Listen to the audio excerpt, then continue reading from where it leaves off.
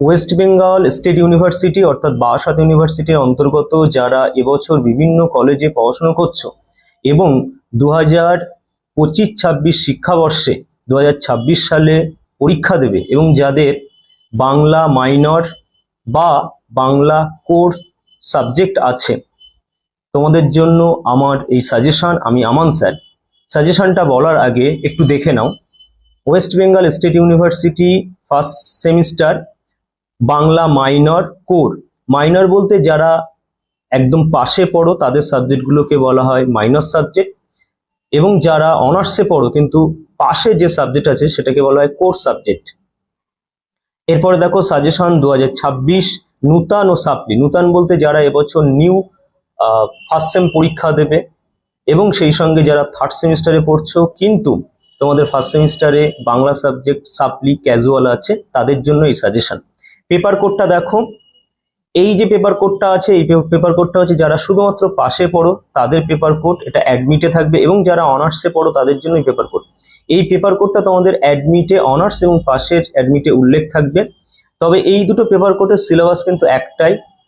Honours pass course হিসাবে বা পাশের সাবজেক্ট হিসাবে বাংলা সাবজেক্ট এবং পাস স্টুডেন্ট বাংলা সাবজেক্ট একই সঙ্গে পরীক্ষা দিতে হবে, একই সিলেবাসে পরীক্ষা দিতে হবে এবং একই কোশ্চেনে পরীক্ষা দিতে হবে। এই পেপার কোডগুলো তোমাদের অ্যাডমিটে লেখা থাকবে। এই পেপার কোডগুলো শুধুমাত্র তোমাদের এক্সামের যে খাতা তাতে লিখতে হবে। যে সিলেবাসের উপরে এই সাজেশন সেই সিলেবাসটা দেখো। বাংলা সাহিত্য এবং বাঙালির সংস্কৃতি চর্চার ইতিহাস পাঠ, first semester Bangla minor or course suggestion বলছি। সাজেশনটা বলার আগে এবছর 2025-26 শিক্ষাবর্ষে 2026 সালে যে পরীক্ষা হবে সেই পরীক্ষায় কোশ্চেন প্যাটার্ন কেমন হবে। কোশ্চেন প্যাটার্ন দুটো ক্যাটাগরিতে ডিভাইডেড, অর্থাৎ ভাগ থাকবে। প্রথমে তোমাদের 10 নম্বরের বড় 4টে প্রশ্নের উত্তর লিখতে হবে, তবে এক্ষেত্রে একক আকারে প্রশ্ন হবে, অর্থাৎ একক 1 থেকে 4 পর্যন্ত প্রতিটা এককে দুটো করে বড় 10 নম্বরের প্রশ্ন থাকবে এবং তোমাদের প্রতিটা একক থেকে একটি করে 10 নম্বরের বড় প্রশ্নের উত্তর লিখতে হবে। আর 5 নম্বরের দুটো প্রশ্নের উত্তর লিখতে হবে, তবে এক্ষেত্রে কোনো একক আকারে থাকবে না। 4টে একক থেকে 4টে 5 নম্বরের প্রশ্ন থাকবে, যে কোনো দুটো প্রশ্নের উত্তর তোমাদের লিখতে হবে। সাজেশনটা দেখে নাও। Bengali first sem minor suggestion 2026, full marks 50, time 2 hours. প্রশ্নে ঠিক তোমাদের এরকমই লেখা থাকবে। প্রতিটি একক থেকে একটি করে মোট 4টি প্রশ্নের উত্তর দাও। মান 10, 10 × 4 = 40। একক 1-এর 1 নম্বর গুরুত্বপূর্ণ প্রশ্ন। চর্যাপদগুলিতে বৌদ্ধ সিদ্ধাচার্যদের সাধন পদ্ধতি, বৌদ্ধ তান্ত্রিক সাধন সঙ্গীতে ধর্ম ও সাহিত্যের মেলবন্ধন, বৌদ্ধ সহজিয়াদের ধর্ম সাধন তত্ত্বের যে পরিচয় পাওয়া যায় তা আলোচনা করো। অর্থাৎ এই ফার্স্ট ব্র্যাকেটের মধ্যে যে অংশগুলো অবলিক দেয়া আছে এইগুলোর উত্তর কিন্তু একটাই হবে। আমার স্টুডেন্টদেরকে আমি এই উত্তরটা সেইভাবেই বানিয়ে দিয়েছি। তবে এই প্রশ্নের উত্তরের প্রসঙ্গে বলি, এইভাবে তোমাদের কোনো বইয়ে উত্তর লেখা থাকবে না বা উত্তর লেখা নেই।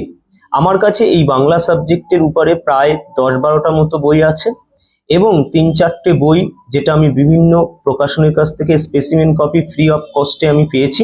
সবগুলো বইয়ের রেফারেন্স উল্লেখ করেই আমি বলছি এইভাবে কোনো প্রশ্নের উত্তর কোনো বইয়ে নেই। এবং এই 1 নম্বর প্রশ্নটা তোমাদের 1-এর দাগে তোমরা কমন পাবে। এটা তোমরা নিশ্চিতভাবে তোমরা এটা মুখস্থ করতে পারো, ডেফিনেটলি তোমরা 100-এ 100% এটা কমন পাবে। এবং যারা আমার এই ভিডিওটা দেখছো প্রথমবার, তোমরা হয়তো আমার পরিচয় এখনো সেভাবে জানোনি বা না জানাটাই স্বাভাবিক। আমার কাছে একটা হিউজ সংখ্যক, বিশাল সংখ্যক স্টুডেন্ট পড়ে।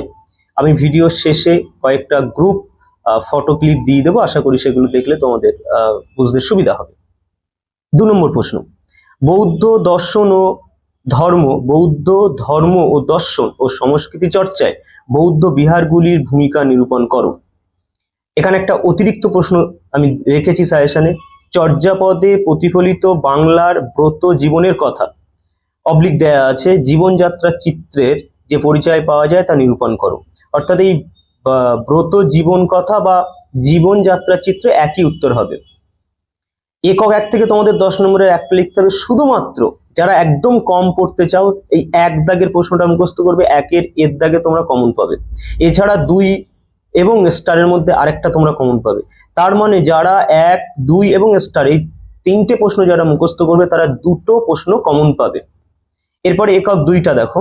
1 নম্বর প্রশ্ন, আর্য অনার্য সংস্কৃতির সমন্বয়ে তুর্কি বিজয়ের সামাজিক প্রভাব নিরূপণ করো। এই প্রশ্নটা ঘুরিয়ে আসলে প্রশ্ন হবে আর্য অনার্য সংস্কৃতির সমন্বয় বাংলা সাহিত্যে যে প্রভাব ফেলেছিল তা আলোচনা করো। প্রশ্নটা আবারও ঘুরিয়ে আসলে প্রশ্ন হবে তুর্কি আক্রমণ এবং এর প্রতিক্রিয়া বাংলা সাহিত্যকে কিভাবে প্রভাবিত করেছিল তার পরিচয় দাও। 2 নম্বর প্রশ্ন, মঙ্গল কাব্য কাকে বলে? মঙ্গল কাব্যের লক্ষণ বা বৈশিষ্ট্যগুলি লেখো। ধর্মমঙ্গল কাব্যকে রাঢ়ের জাতীয় মহাকাব্য বলা হয় কেন? শেষে আমি 2টো স্টার দেওয়া অতিরিক্ত প্রশ্ন আমি রেখেছি। বাল্মীকি রামায়ণ কিভাবে কৃত্তিবাসের হাত ধরে বাংলার লোক জীবনের সঙ্গে সম্পৃক্ত হয়ে উঠেছে আলোচনা করো। অতিরিক্ত লাস্ট প্রশ্ন, চণ্ডীমঙ্গল কাব্যে আর্য অনার্য সংস্কৃতির সমন্বয় কিভাবে ঘটেছে আলোচনা করো।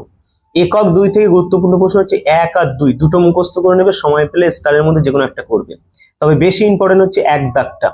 তাহলে একক 1-এ বললাম এই প্রশ্ন বাদ দিয়ে কিন্তু প্রশ্ন হবে না, এটা তোমরা কমন পাচ্ছ, এবং সেই সঙ্গে বলেছি যে এখান থেকে এই 3টে প্রশ্ন যারা মুখস্থ করে তারা 2টো কমন পাবে। আর একক 2 থেকে বলেছি 1 আর 2 দুটো মুখস্থ করে নেবে, স্টারের মধ্যে যে কোনো একটা খুশি তোমরা মুখস্থ করবে। এই 1 আর 2 এর মধ্যে 1 নম্বর প্রশ্নটা বেশি ইম্পর্টেন্ট, 2টাও মানে একটা পেয়ে যাবে, 1 আর 2 এর মধ্যে একটা পেয়ে যাবে। একক 3 1 নম্বর প্রশ্ন, শাক্ত পদাবলী সাহিত্যে রামপ্রসাদ সেনের অবদান আলোচনা করো। এই প্রশ্নটা ঘুরিয়ে আসলে প্রশ্ন হবে অষ্টাদশ শতকের অর্থনৈতিক সংকটের ছবি রামপ্রসাদ সেনের শাক্ত পদে কিভাবে মুক্ত হয়ে উঠেছে তার পরিচয় দাও। 2 নম্বর প্রশ্ন, বাংলার বৈষ্ণব পদাবলী সাহিত্যে কবি গোবিন্দ দাসের কবিকৃতিত্বের পরিচয় দাও। এই প্রশ্নটা ঘুরিয়ে আসলে প্রশ্ন হবে অবিস্বর এর পদ রচনায় গোবিন্দ দাসের কবিকৃতিত্বের পরিচয় দাও। এবং শেষে দেখো 2টো স্টার দেওয়া অতিরিক্ত প্রশ্ন, বৈষ্ণব পদাবলী সাহিত্যে কবি চণ্ডীদাসের কবিকৃতিত্বের পরিচয় দাও, তাকে শ্রী চৈতন্যের ভাবশিষ্য বলা হয় কেন?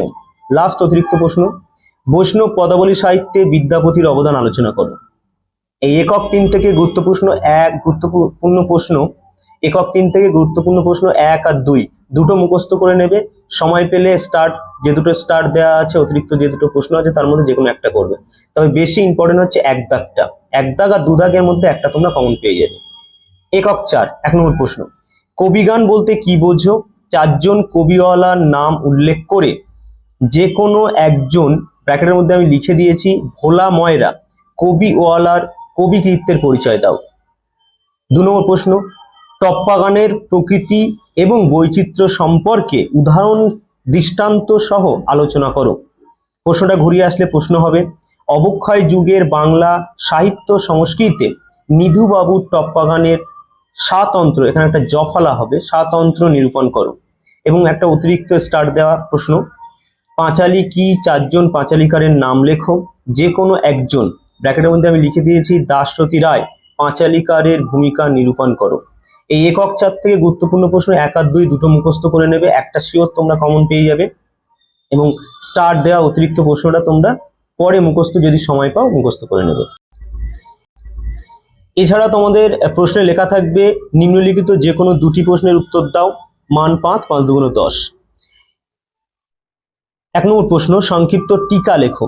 চর্যাপদ, দেখো আমি ব্র্যাকেটের মধ্যে লিখে দিয়েছি চর্যাপদের আবিষ্কার ও প্রকাশকাল, চর্যাপদের নামকরণ, চর্যাপদের ভাষাতাত্ত্বিক গুরুত্ব, চর্যাপদের সাহিত্য মূল্য, চর্যাপদের ঐতিহাসিক গুরুত্ব। অর্থাৎ এখানে প্রশ্ন কিভাবে আসে, ডিরেক্টলি প্রশ্ন করতে পারে যে সংক্ষিপ্ত টিকা লেখো চর্যাপদ, অথবা এই যে ব্র্যাকেটের মধ্যে যে অংশগুলো দেওয়া আছে সেই অংশগুলো যে কোনো একটা তুলে বলতে পারে যে টিকা লেখো। তবে এক্ষেত্রে আমি আমার স্টুডেন্টদেরকে মাত্র 7 থেকে 8 নম্বরের মতো একটা নোট বানিয়ে দিয়েছি, প্যারা আকারে যে অংশটা প্রশ্নে পড়বে সেই প্যারাগুলো জুড়ে লিখলে হয়ে যাবে। তার মানে যদি আলাদা করে কেউ মুখস্থ করে তাহলে এখানে টোটাল 30 নম্বর মতো তাকে মুখস্থ করতে হবে। তা 30 নম্বর মুখস্থ করে মাত্র 5 নম্বরের প্রশ্ন উত্তর লিখতে হবে। তো আমি তাদের সুবিধার জন্য, অর্থাৎ আমার স্টুডেন্টদের সুবিধার জন্য আমি মাত্র 7 থেকে 8 নম্বরের মতো একটা নোট বানিয়ে দিয়েছি। এবং এই প্রশ্ন তোমরা কমন পাবেই পাবে। কোথায় পাবে? একদম 2 এর ক দাগে তোমরা এটা কমন পাবে। 2 নম্বর প্রশ্ন, টিকা লেখো, পরাগলি মহাভারত আর হচ্ছে তোমার শ্রীকৃষ্ণ বিজয়। 3 নম্বর প্রশ্ন, সংক্ষিপ্ত টিকা লেখো নাথ সাহিত্য। প্রশ্নটা ঘুরিয়ে আসলে প্রশ্ন হবে নাথ সাহিত্যের সামাজিক ও ধর্মীয় প্রেক্ষাপট। 4 নম্বর প্রশ্ন, পূর্বরাগ বলতে কি বোঝো, পূর্বরাগের শ্রেষ্ঠ পদকর্তার নাম লেখো। এবং লাস্ট প্রশ্ন 5 নম্বর, শাক্ত পদকর্তা কমলাকান্ত ভট্টাচার্য সম্পর্কে লেখো। এছাড়া দেখো আমি এখানটায় পয়েন্ট আউট করে দিয়েছি বড় প্রশ্ন থেকে মান 5, অর্থাৎ এই যে প্রশ্নগুলো, এই প্রশ্নগুলো কিন্তু তোমাদের আলাদা করে মুখস্থ করতে হবে না। এগুলো তোমরা বড় আগে যে প্রশ্নগুলো আলোচনা করেছি তার থেকে তোমরা এগুলো কমন পেয়ে যাবে। কাটা কাটা অংশ ওখানে দেওয়া আছে, তোমরা সেখান থেকে এগুলো কমন পেয়ে যাবে। আমার এই সাজেশনের উপরে বলা প্রশ্নের যদি উত্তর পারচেস করতে চাও তাহলে এই হোয়াটসঅ্যাপ নাম্বারে আমার সঙ্গে যোগাযোগ করবে। আর যারা অফলাইন বা অনলাইন টিউশন করতে চাও তোমরাও এই হোয়াটসঅ্যাপ নাম্বারে আমার সাথে যোগাযোগ করবে। সবাইকে বেস্ট অফ লাক, সবাই খুব ভালো থেকো, ভালোভাবে পরীক্ষা দিও। ধন্যবাদ।